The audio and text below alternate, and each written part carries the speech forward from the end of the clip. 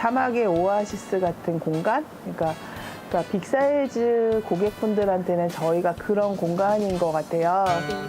밑에 그렇게 배기 바지에도 입어.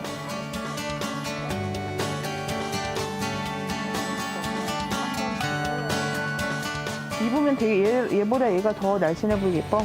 그러니까 뭐 백화점 가면서 왜 스트레스 풀러 백화점을 갔는데 거기서 맞는 옷이 없어서 더 스트레스를 받고 오시는 분들이 저희 집은 백화점보다 더 좋은 곳이라고 말씀하시더라고요. 이게 보면은 가슴둘레가 좀 그런 건가요? 네네 이게 가슴이 이렇게 되니까 이거는 3, 4번.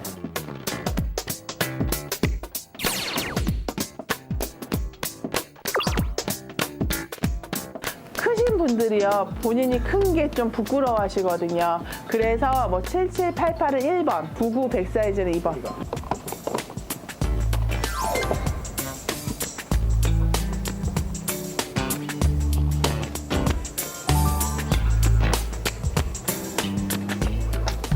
얘랑 같은 사이즈거든요.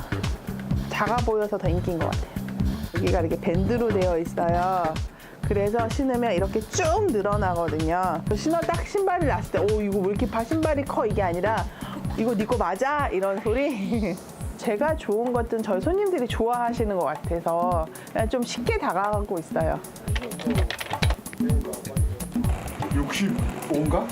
발이 볼이 넓으니까 이런 일반 신발은 신들 못해요. 아파가지고. 옛날에 이태원 동네 서울에 이태원. 네, 안녕히 가세요. 감사합니다. 네, 또 올게요. 네, 또 오세요.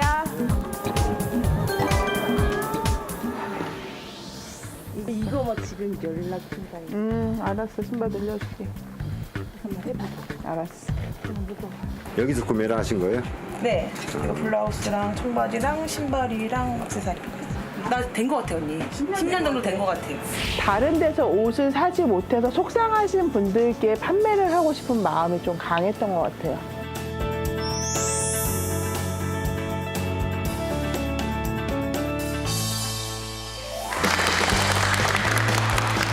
안녕하세요. 저는 경기도 오산에서 뚱뚱한 사람들에게 옷과 신발을 판매하고 있는 빅사이즈 쇼핑몰 슈자이너 박진선입니다. 뚱뚱한 사람들이 뭘 파냐 이렇게 생각하시는 분 계실 것 같아서 제가 옷을 갖고 왔는데요. 보시다시피 제가 약간 뚱뚱하잖아요. 예. 그러니까 저는 배가 나왔던 뭐 엉덩이가 크던 다 예쁜 옷 입고 싶잖아요. 그러니까 뚱뚱하다고 해서 검정 옷. 예. 제가 그 10년 전에 옷을 사러 가게 되면 정말 빅사이즈 쇼핑몰에 가면 정말 까만 옷밖에 없었어요. 근데 뚱뚱해도 빨간 옷 입고 싶고 꽃무늬 입고 싶고 스트라이프 입고 싶었거든요. 그래서 빅사이즈 쇼핑몰에서 저는 이렇게 좀 빅사이즈지만 밝은 옷들을 판매하고 있고요. 예, 그래서 이렇게 비교가 이렇게. 예, 저희 집에서 가장 작은 사이즈와 이거는 중간 사이즈. 보통 여자 사이즈 하면은 55, 66 사이즈로 알고 계시죠. 그리고 조금 크신 분들이 이제 77, 88. 저희가 판매하는 빅사이즈는 88부터예요. 예, 요 앞에 있는 게 작아 보이지만 88 사이즈예요. 네. 아마 언니 입으시면 이거 굉장히 크네 이러실지도 몰라요. 예, 88 사이즈고요. 저는 시중에서 가장 크게 느끼시는 88 사이즈가 저희 집에서 가장 작은 사이즈세요. 그러다 보니까 어디 가서 큰 사이즈 주세요라고 이렇게 저 큰 거 있어요라고 얘기하셨던 분 저희 집 오시면 아주 당당하게 제일 작은 거 주세요. 예, 이러거든요. 그렇게 그 88부터 시작해서 88, 99, 100, 110, 120까지. 저희 매장에 슈자인에 오시는 분들은 백화점에서 옷 사기 힘드신 분이시거든요. 그러면 저희 집에서만큼이라도 아름다운 옷 입게 해드리고 싶거든요. 사실 옷을 먼저 판매했던 건 아니에요. 제가 그 처음 판매했던 건 옷보다는 신발을 먼저 판매하기 시작했었는데요. 그러니까 보통 신발 하면은 225, 235 정상이잖아요. 근데 제가 구두 회사에서 근무를 하다 보니까 가끔 전화를 많이 받았었어요.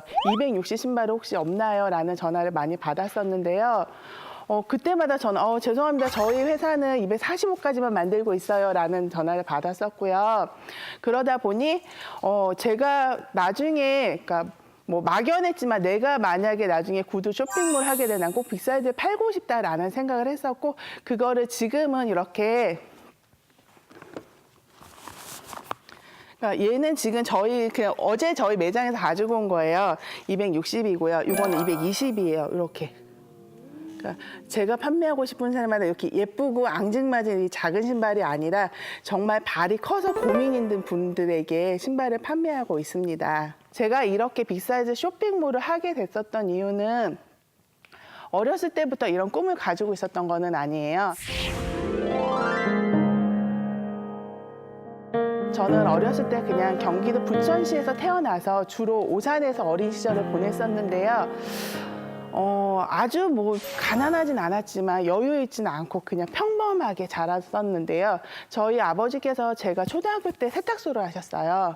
근데 세탁소에 이제 화재가 한번 크게 났어요. 그 당시에 저희 집은 화재가 나고 나서 정말 쫄딱 망했다는 표현이 맞는 것 같아요. 그러니까 어느 순간에 저는 동네 언니네 집 방 하나를 얻어서 살고 있었고요. 그렇게 어린 시절을 보냈었는데 그러면서 이제 전학도 많이 다녔고 여기저기 이사도 많이 다녔던 것 같아요. 그러다가 어느 날 저희 집에 또 한 번의 불이 났어요. 그러니까 아버지께서 살기가 너무 힘드니까 다 같이 죽었으면 하는 마음에서 불을 내신 건지는 여쭤보지 못했지만 아무튼 저희 남매가 자고 있는데 불이 한 번 났었어요. 그러면서 저는 머릿속에 항상 뭐라고 해야 되나 돈을 많이 벌었으면 좋겠다. 우리 집에 화재가 났었던 이유는 돈 때문인 것 같다는 생각을 많이 했었어요. 그렇게 자라오면서 그냥 그런 환경이 되다 보니까 그렇게 그냥 주어진 환경에서 열심히 어렸을 때 살았던 것 같아요. 그러니까 공부도 아주 잘하진 않았지만 그래도 열심히 했었던 아이로 성장을 해서 고등학교 때 이제 대학교를 가게 되는 현실이 왔었는데 그래서 대학을 가야게 돼 어느 대학을 갈까 고민하고 있었는데 신문에 동양에서 5번째 국내 최초 취업률 100% 그러니까 재화공업과라는 신문 기사에 났는데 거기에 취업률 100%에 저는 그냥 바로 여기다. 그래서 저는 그 학교에 지원을 했고 다행히도 고등학교 내신이 좋았기 때문에 장학금을 받고 그 학교에 들어갔어요. 그러면서 저의 꿈은 구두 디자이너로 변했어요.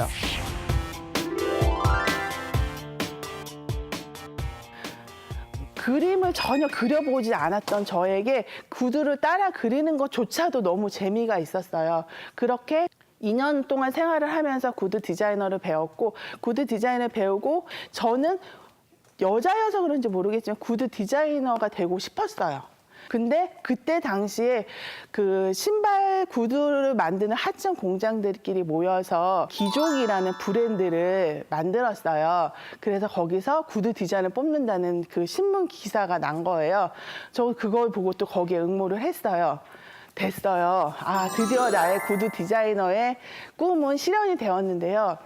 회사가 부도가 났어요. 회사가 부도가 나면서 저는 또 다른 구두 디자이너 회사로 들어가게 되었고요. 가는 회사마다 이름도 모르는 회사들도 기억도 안 나는 회사들도 많아요.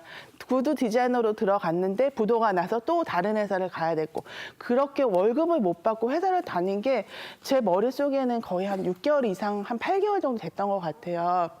그렇게 시간이 지나게 한 8년이라는 시간 동안 저는 구두 회사를 다녔다 그만뒀다 다녔다 그만뒀다 그러다 보니 구두 디자이너 정말 너무 힘들다. 돈도 못 벌고 저는 돈을 많이 버는 게 목표였었는데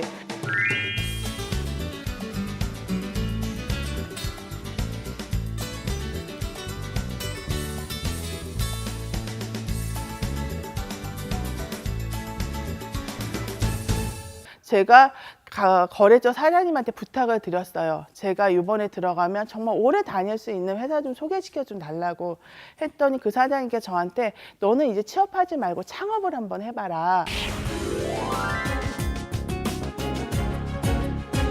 그래서 창업을 하게 되었고요. 창업할 당시에는 동대문에 정말 창고 같은 곳에서 온라인 쇼핑몰만 했었어요.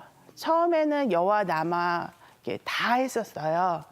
그 다 하다가 동대문 시장에서 신발을 제품을 떼어다가 이렇게 판매를 하기 시작했었는데 정말 가격 경쟁이라는 건 제가 쫓아갈 수가 없더라고요. 그래서 제가 그 당시에는 그런 스트레스로 인해서 살이 어마어마하게 쪘었어요. 그러니까 130kg까지 제가 기억이 나거든요. 그러다 보니 245였던 저 발은 260도 안 맞고, 예. 제가 구두 디자이너로 생활했는데 막상 저는 운동화를 신고 있고 남자 운동화를 그런 제 모습을 보면서 저 같은 사람이 저만 있지는 않을 거라고 생각을 했어요. 그래서 그 빅사이즈 신발을 그때 당시에는 빅사이즈 신발을 만들어주시는 분들도 별로 없었어요. 한 공장에서 나오는 신발 디자인 딱 4가지였었거든요. 정말 검정색 구두 4개였어요. 딱 기본 신발 4개로 시작을 했었는데요.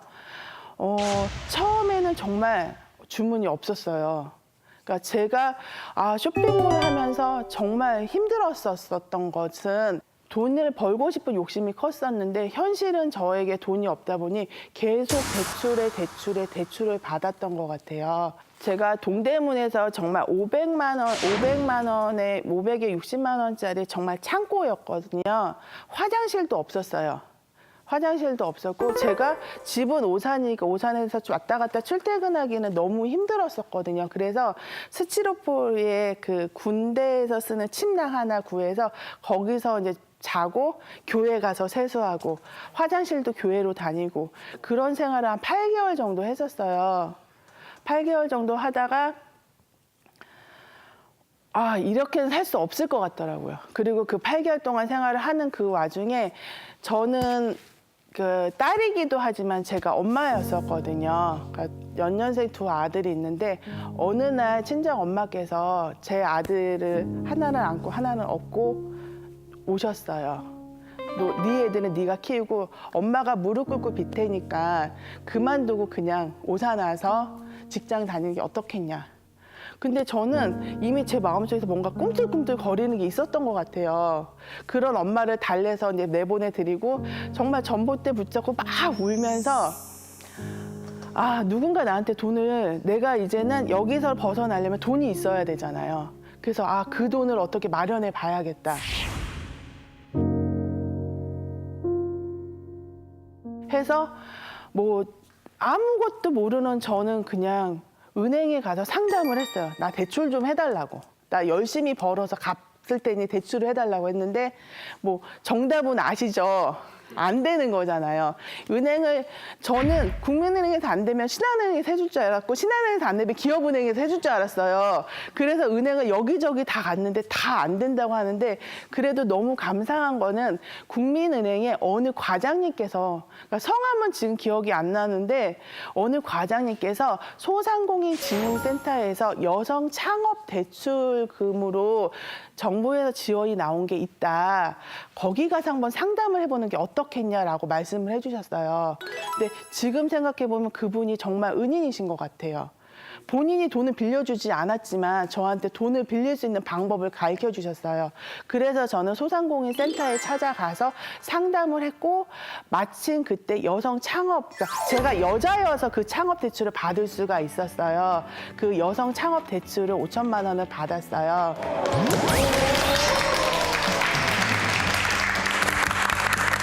네, 그리고 그 돈으로 오픈마켓, 지금 오산에 14평 정도 되는 매장에 내려가서 그러니까 온라인과 오프라인을 같이 시작하게 되었던 것 같아요.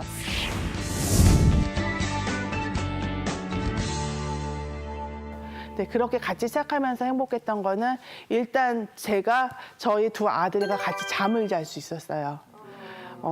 좋은 점은 같이 잘 수 있었고 제가 원하는 대로 집에서 우리 3 남자들에게 따뜻한 밥을 해줄 수가 있었고 너무너무 좋았는데 단점은요. 빚이 너무너무 많이 늘었어요. 정말 경제적인 거에 너무 많이 부딪혔었어요. 경제적인 거에 제가 물건을 사올 판매를 하기 위해서 물건을 사오려면 돈이 필요한 거잖아요. 근데 저는 이미 5천만 원을 매장 오픈하고 이러면서 다 써버린 거예요. 제가 매장을 오픈하게 됐던 계기가 또 한 번 있었는데요. 정말 동대문에 화장실도 없고 허스름한 창고에서 그 온라인 쇼핑몰 하고 있는데 강릉에서 어느 모녀분이 찾아오셨어요. 구두들을 사러 오신 거예요. 상상도 못했었어요.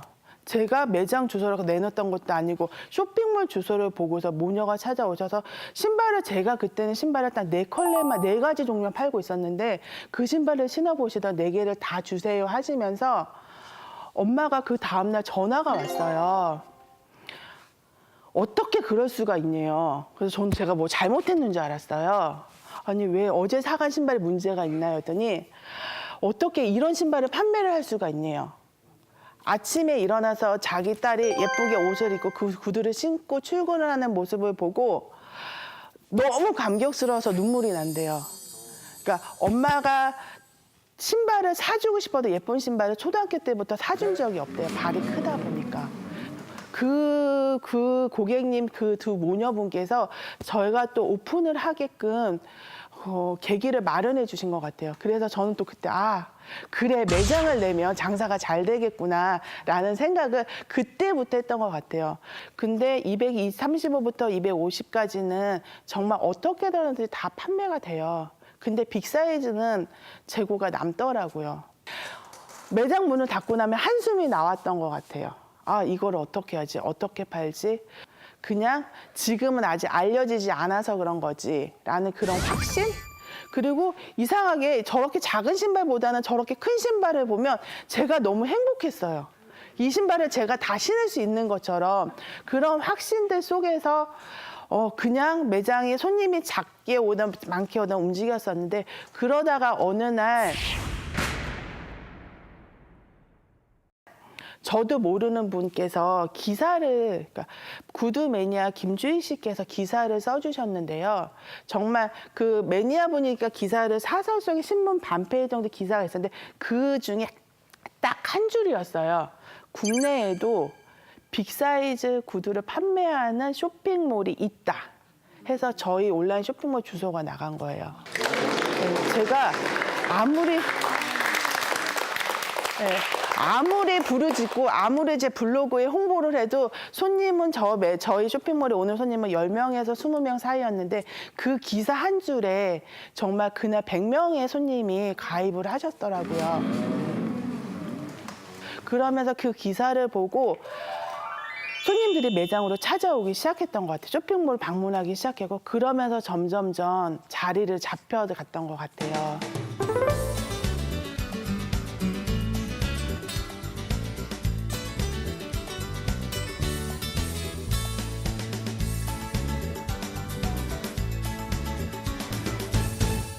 제가 쇼핑몰을 운영하면서 그래도 가장 잘했던 거는 제가 신발만 팔았던 게 아니라 그분의 마음을 제가 샀던 것 같아요. 저는 신발을 팔면서 그분의 마음은 제가 샀던 것 같아요. 이게 손님과의 소통이 이루어지기 시작하니까 그 손님들이 신발을 사가면서 저에게 고민을 털어놓은 거죠. 저는 그래도 뭐 뚱뚱하지만 정말 과감하게 치마도 입었고 뚱뚱하지만 반바지 입고 매장에서 장사를 하다 보니 장사를 하면서 저희 고객과 소통하다 보니 그분들이 신발을 사러 오시면서 저한테 물어보지 못했던 것들을 듣기 시작했어요. 그러면서 언니 옷 원피스 어디서 샀어요? 그래서 저는 빅사이즈 언니들이 나처럼 이렇게 뚱뚱한 사람들이 원없이 입어볼 수 있도록 옷을 또 같이 해야겠구나. 네, 저는 옷을 동대문에서 하나하나 갔다가 구두와 함께 DP를 해서 판매를 하기 시작을 했어요. 근데 생각보다 제가 20년 동안 구두를 했는데요. 옷이 저는 더 재미있었어요. 솔직히. 지금은 그냥 고객이 친구 같고 고객이 언니 같고 때로는 고객이 엄마 같기도 하더라고요. 제가 오늘 여기에 강연하러 온다고 하니 벌써 오늘 아침에 힘내세요, 잘하세요, 잘할 수 있어요 라고 응원해주는 메시지가 너무너무 힘이 되거든요.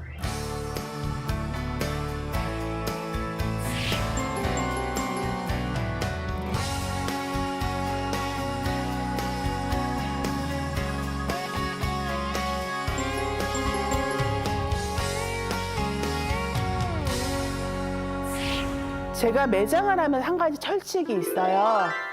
제가 신발하고 옷을 판매하고 있지만 제가 입어보지 않은 옷은 판매하지 않아요.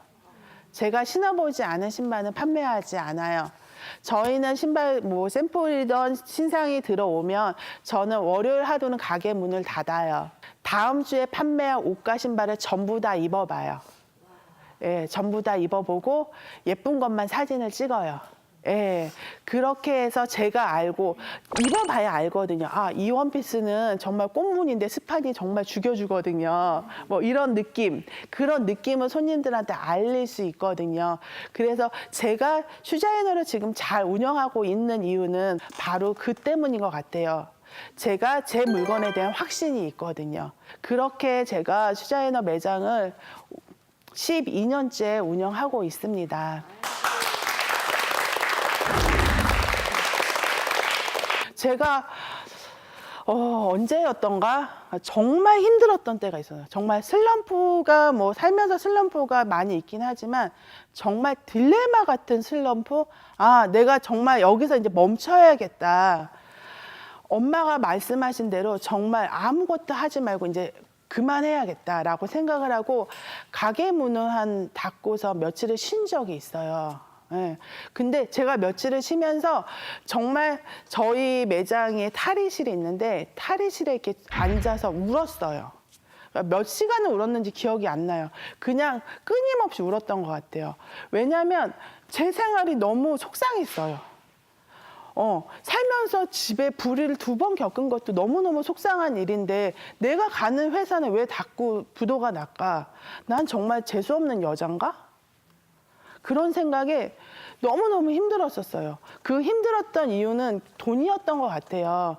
제가 대출을 받고 이렇게 슈자이너 쇼핑몰은 크게 운영하고 있었지만 은행에서 더 이상 대출 연장이 안 된다고 하더라고요.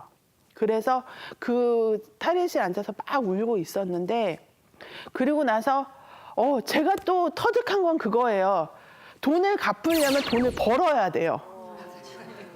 예, 돈을 갚으려면 돈을 벌어야 되더라고요. 그래서 그 탈의실에서 막 울고 다시 그래 결심했어. 내가 손님들한테 더 잘해줘야겠다. 내가 우리 집에서 더 많은 매출을 일으켜야겠다라고 결심을 하고 딱 가게문을 딱 열었는데 저는 정말 대성통곡하고 울었어요. 저희 손님들께서 제가 좋아하는 뭐 커피, 간식을 매장 앞에다 두고 쪽지로 언니 힘내라고. 무슨 일인지 모르지만 언니가 가게 문을 닫았다는 거 무슨 일이 있었던 거 아니냐. 정말 너무 내가 그래도 12년 동안 비록 빚은 많이 졌지만 내가 손님들한테 정말 잘해줬구나 이런 생각이 들었고 앞문을 열었는데 정말 뭐 그러니까 웃으실지도 모르지만 닭발 제가 닭발 좋아하거든요. 그러니까 정말 떡볶이가 팅팅 불어 있었는데 손님들이 저를 주려고 사가지고 오셨다가 놓고 쪽지만 남기고 가신 거예요. 그래서 정말 그날 엄청 많이 울었어요. 뒷문을 딱 열었는데 쓰레기통 옆에 커피가 이만큼 있는 거예요. 그러니까 제가 그때 바리스타 커피를 되게 좋아했거든요. 근데 아직도 누가 주고 갔는지 몰라요. 손님들이 와서 커피가 2개 있으니까 거기다 놓고 가셨던 것 같아요. 근데 그때 다시 한번 결심했던 것 같아요. 이제 내가 10년 동안 운영을 하면서 그때가 저희 슈자이너가 9년 됐을 때였어요. 저는 10년을 채우지 못하고 그만두려고 했었거든요. 근데 그 바리스타 커피 한 잔 때문에 그 커피를 마시는데 정말 쓰더라고요. 내가 좋아했던 커피가 그렇게 쓴 적은 없었는데 그렇게 쓴 커피를 먹는데 너무 행복했어요. 그리고 내가 비록 빚 때문에 그만둘까 생각을 했었는데 내가 그 빚을 갚으면 되지. 갚자. 그리고 생각을 했어요. 혼자가 아니어서 너무 감사했어요. 나와 같이 일을 했던 사람들과 그리고 내 남편과 함께 생각을 해서 어떻게 하면 될까? 어떻게 하면 될까? 할까 말까를 고민한 게 아니라 어떻게 할까를 고민했고 사실 지금도 저는 그 빚을 가지고 있어요. 그 빚을 가지고 있기 때문에 이 자리에 서는데 내가 이 자리에 서도 될까? 이 빚을 다 갚아야지 쓸 수 있는 거 아닌가라는 생각을 했었는데요. 이 자리에 설 수 있었던 거는 제가 그 빚을 안 갚을 생각이 아니라 갚을 생각을 하고 있기 때문이 아닌가라는 생각을 지금 하게 되는 것 같아요.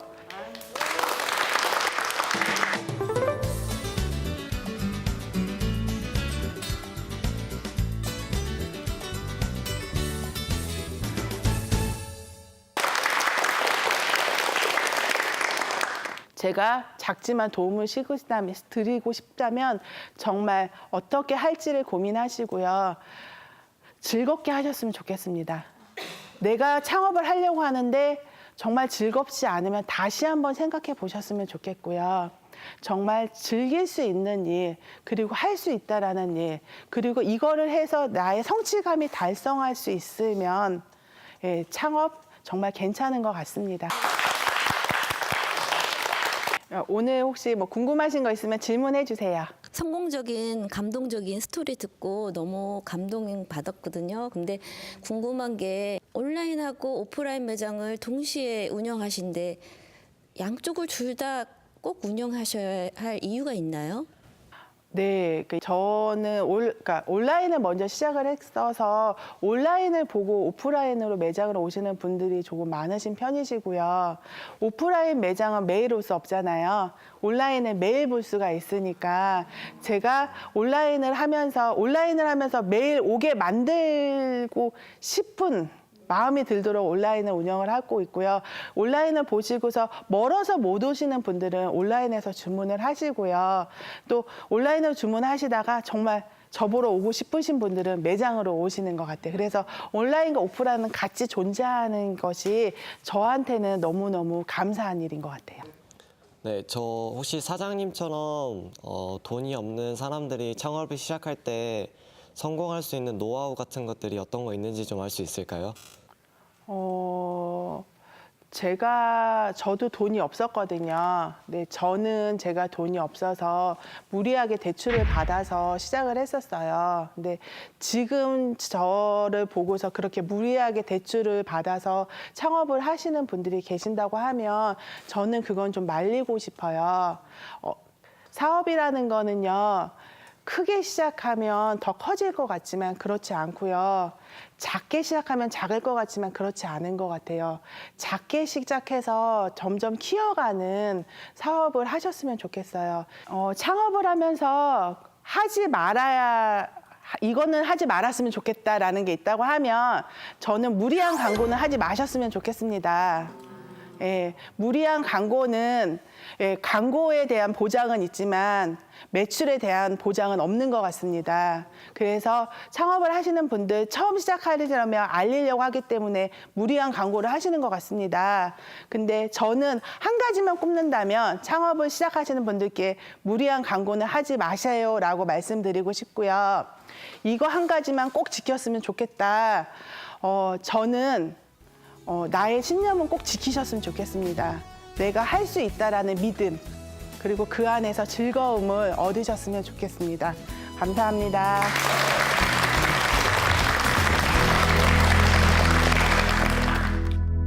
슈 디자인의 박진선 대표가 성공할 수 있었던 첫 번째 이유는 260mm 빅사이즈 신발을 찾는 고객을 대상으로 하는 틈새 시장을 명확한 타겟으로 설정해서 고객의 니즈를 정확히 분석한 것이 성공할 수 있었던 이유입니다. 두 번째 성공 요인으로는 아이디어를 현장에서 찾았다는 겁니다. 고객이 무엇을 원하는지를 찾아 그들에게 맞는 만족도를 높였고 그들이 찾는 충분한 가치를 전달한 것이 두 번째 성공 요인으로 볼 수 있습니다.